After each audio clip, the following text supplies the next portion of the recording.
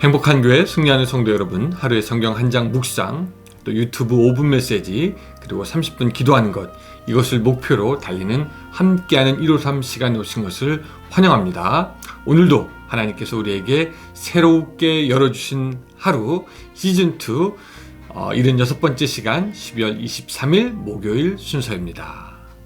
자, 어제였지요 여러분. 동지를 지났습니다. 동지는 24절기 중에서 밤의 길이가 가장 긴 절기입니다. 이때부터 이제 낮의 길이가 짧아진다 라고 우리는 알고 있습니다.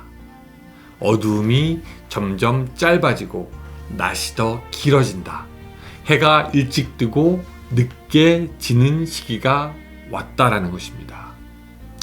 여러분, 이 동지라는 그 절기가 코로나로 고통받는 사람들에게 희망처럼 다가왔으면 좋겠습니다. 무슨 말이냐면은 고통과 어둠은 점점 짧아지고 희망과 감사가 점점 길어지는 그 분기점이 되었으면 좋겠습니다. 또 여러분, 오늘 저녁부터 비가 올 것이라고 그 연방 기상청이 예보했습니다. 기온이 더 낮아지지 않을까 생각이 됩니다. 또 여기는 비, 또 북캘리포니아에는 눈이 온다고, 운전에 주의가 필요하다고 그렇게 이야기했습니다. 여러분, 이런 시즌에 더욱더 따뜻하게 보낼 수 있는 여러분들이 됐으면 좋겠습니다. 여러분, 코로나도 조심해야 되지만 감기도 조심하시기 바라면서, 자, 오늘 창세기 9장 18절부터 29절까지 읽고 오늘의 묵상 시작하겠습니다. 9장 18절부터 29절까지의 말씀입니다. 자, 제가 여러분 읽을 테니까 여러분들도 집에서 성경을 펴들고 같이 따라 읽어주시기 바랍니다. 자, 18절입니다. 방주에서 나온 노아의 아들들은 셈과 함과 야벳이며, 함은 가나안의 아버지라. 노아의 이 세 아들로부터 사람들이 온 땅에 퍼지니라. 노아가 농사를 시작하여 포도나무를 심었더니 포도나무를 마시고 취하여 그 장막 안에서 벌거벗은지라. 가나안의 아버지 함이 그의 아버지의 하체를 보고 밖으로 나가서 그의 두 형제에게 알림해, 셈과 야벳이 옷을 가져다가 자기들의 어깨에 메고 뒷걸음쳐 들어가서 그들의 아버지 하체를 덮었으며, 그들이 얼굴을 돌이키고 그들의 아버지의 하체를 보지 아니하였더라. 노아가 술에 깨어 그의 작은 아들이 자기에게 행한 일을 알고 이에 이르되, 가나안은 저주를 받아 그의 형제의 종들의 종이 되기를 원하노라 하고, 또 이르되, 셈의 하나님 여호와를 찬송하리로다. 가나안은 셈의 종이 되고 하나님이 야벳을 창대하게 하사 셈의 장막에 거하게 하시고 가나안은 그의 종이 되게 하시기를 원하노라 하였더라. 아멘.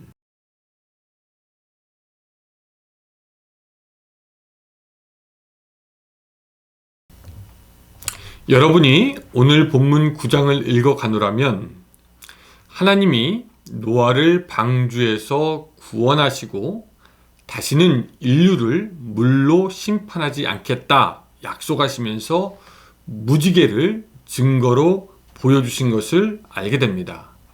거기까지는 참 좋습니다. 그렇죠? 하나님께 감사를 드리죠. 그래서 우리가 죄를 지어도 그 무지개의 언약이 있기 때문에 노아 시대 사람들이 받았던 그런 심판을 우리가 받지는 않게 됩니다. 자, 그런데 그 이후의 사건은 우리가 조금 이해하기가 쉽지가 않습니다. 많은 신학자들의 견해도요, 조금씩 틀리고, 또 당시에 어떤 일이 일어났는지 성경에서 기록된 것만 가지고 우리가 찾아봐야 하기에 이것을 전체적으로 잘 이해한다라는 것에 무리가 있기도 합니다. 이 노아에게 일어난 그 해프닝, 또 왜 그로 말미암아 가나안이 저주를 받았을까?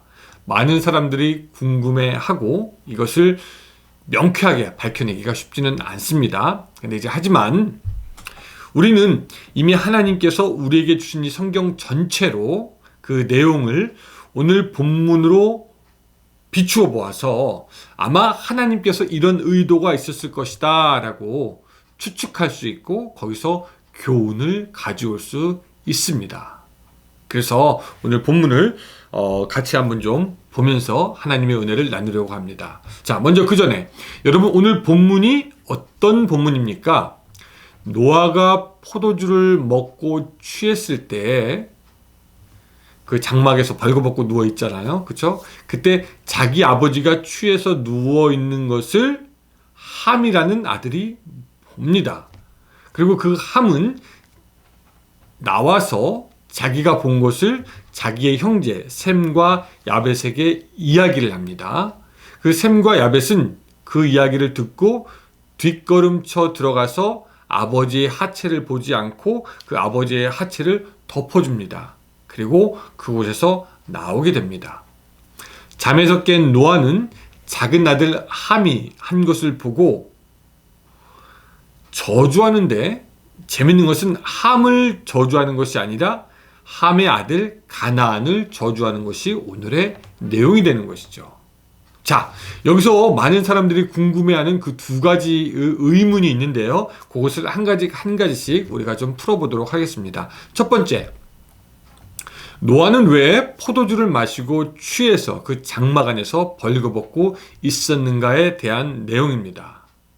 여러분, 이 해프닝은요, 사실 별로 어렵게 생각할 필요가 없습니다. 이것은 뭐냐면, 아무리 경건하다고 인정받은 노아라도 또한 실수할 수 있는 연약한 인간이다라는 것을 우리에게 보여주는 부분입니다. 본문을 이제 가만히 보다 보면은 노아가 포도주를 그냥 한두 잔 그냥 마신 것이 아닙니다. 얼마나 많이 마셨는지 그는 포도주에 취해서 자기에게 어떤 일이 일어난지도 모릅니다. 그 24절에요. 이렇게 얘기하고 있지 않습니까? 노아가 술이 깨어 그의 작은 아들이 자기에게 행한 일을 알고, 이 말은 뭐냐면 자기 아들이 자기에게 어떤 일을 했는지 술 취해 있는 동안 알지 못했다라는 것입니다. 자, 이것은 뭐냐면 너무 술을 많이 먹고 많이 취했다라는 것을 우리에게 알려주게 되는 것이죠. 간혹 어떤 사람들은 이렇게 이야기를 합니다. 목사님, 저는 자제력이 있어서요. 어느 정도 마신 후에 절대로 마시지 않습니다. 또 어떤 분들은 목사님, 나는 조절할 수 있어요. 그거 조절할 수 있고요. 나는 선을 넘지 않습니다. 저는 완벽하게 그걸 제가 잘 컨트롤할 수 있어요. 이렇게 얘기하는 분들이 있습니다. 그게 다 틀린 말은 아니겠죠. 그런데 사실 따지고 보면은 그렇게 말하는 것처럼 위험한 것이 없습니다. 술을 먹든지 보면요, 약을 하든지 그렇게 해서 꼭 실수하고 사고를 낸 사람들은 대부분이 그렇게 말하더라고요. 예전에는 이렇지 않았다? 나는 스스로 조절할 수 있다? 나는 내가 하고 싶을 때만 할 수 있다? 나는 선을 딱 정하면 넘어가지 않는다. 그러면서 사실은 그 사람들은 항상 조절하지 못하면서 사고를 내는 것을 볼 수가 있습니다. 오히려 자제하지 못하고 조절하지 못한다는 것을 아는 사람들은 극히 조심합니다. 자기의 한계를 알기 때문이죠. 그래서 우리는 내가 유혹에 강해서 절대로 넘어가지 않을 거야 라고 하는 것이 사실 바른 자세가 아니다라는 겁니다. 우리가 알아야 할 것이, 우리가 유혹에 빠지지 않고 넘어지지 않는 것은 우리가 충분히 강해서가 아니라 하나님의 도움으로 유혹에 빠졌던 사람과 같은 환경에 우리가 빠지지 않기 때문입니다. 다시 말하면 술 먹고 취하고 엉망진창 있는 사람이 있다고 할 때, 여러분, 우리가 그와 같지 않은 것은 우리가 강해서가 아니라 우리도 그와 같은 그 사람이 처한 환경과 상황 안에 들어가면 우리들도 언제든지 그럴 수 있다라는 것, 우리는 그렇게 약한 존재라는 것, 우리는 유혹에 노출된 존재라는 것을 알아야 한다라는 겁니다. 예전에 어떤 목사님이 저에게 이렇게 얘기합니다. 이 목사님, 네, 목사님이 왜 유혹으로부터 이길 수 있는지 아세요? 저요? 제가 유혹으로부터 이기는 거요? 그래서 저는 어떻게 대답해야 될까 생각했습니다. 내가 목사라서, 내가 기도를 많이 해서 내가 왜 이길 수 있나? 근데 이제 그분이 이런 대답을 하셨어요.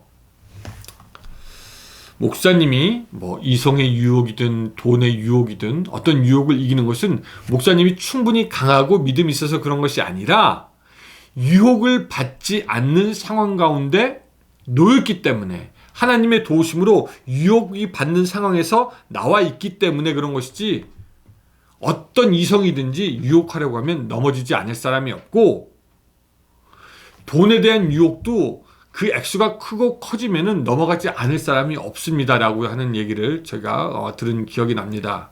네, 여러분, 이게 일리가 있기는 해요.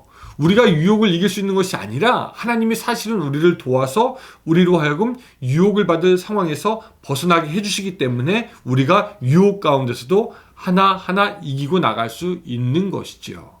그러므로 오늘 우리가 기억해야 되는 것은 우리도 언제든지 실수할 수 있다. 그러므로 깨어서 기도해야 한다. 예전에 말했지만 조심이 믿음이다라는 것이죠. 항상 조심하고 근신하며 살아가는 여러분들의 신앙의 모습이 되기를 바라고요. 자, 두 번째, 또 사람들이 궁금해하는 것이 있습니다. 이것은 뭐냐면은 왜 노아는 가나안을 저주했을까라는 것입니다. 여러분, 상식적으로 따지면은 아버지의 하체를 본 사람은 가나안이 아니라 함입니다. 가나안의 아버지 함이니까 함이 저주를 받아야 하는 것이 아닙니까? 라고 사람들이 이야기를 합니다. 어쨌든 함은 아까 24절에서 우리가 본 것처럼 함이 아버지에게 무슨 일을 또 했어요. 그쵸? 근데 24절 다시 한번 좀 읽어보면은 노아가 술이 깨어 그의 작은 아들이 자기에게 행한 일을 알고 무엇을 하기는 했어요. 단지 성경이 그 내용이 무엇인지 정확하게 이해하고 있지 않지만은 아마도 노아가 그렇게 화를 내고 저주를 한 것으로 보아서 그가 행한 행위가 도덕적으로 윤리적으로 아들이 아버지에게 도무지 할 수 없는 일을 했던 것입니다.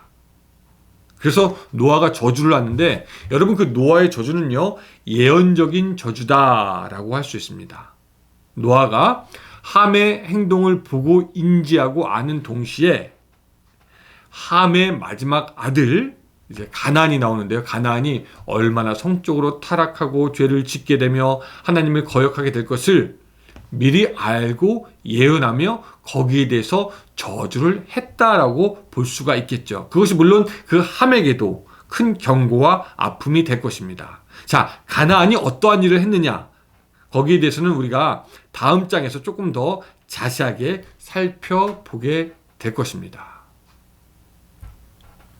하나님은 9장 1절에서 보면은 하나님이 노아와 그 아들들에게 복을 주시며, 하나님께서는 사실 함을 이미 축복하셨습니다. 그래서 그를 다시 저주하지는 않으세요.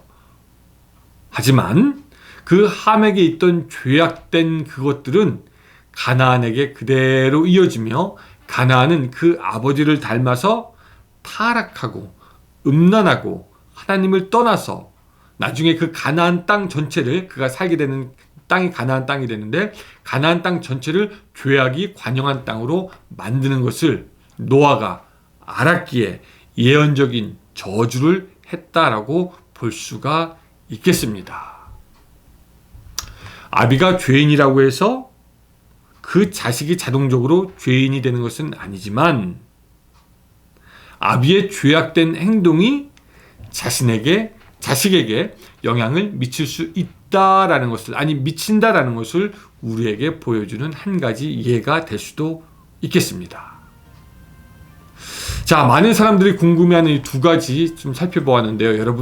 여러분들도 이렇게 보면서 궁금한 것이 어느 정도 풀렸는지 모르겠습니다. 여러분, 우리에게 지혜는 실수하지 않도록 깨어있는 신앙생활을 하는 것이 지혜이고요. 우리에게 지혜는 무엇이냐? 또 죄 중에 있는 사람을, 그 허물을 덮어주는 것이 지혜입니다. 허물 있는 사람에게 가서 더 큰 죄를 짓는 것, 그것이 죄가 아니고 그 죄는 나중에 더 커져서 저주를 받게 되니까 그것은 아닙니다.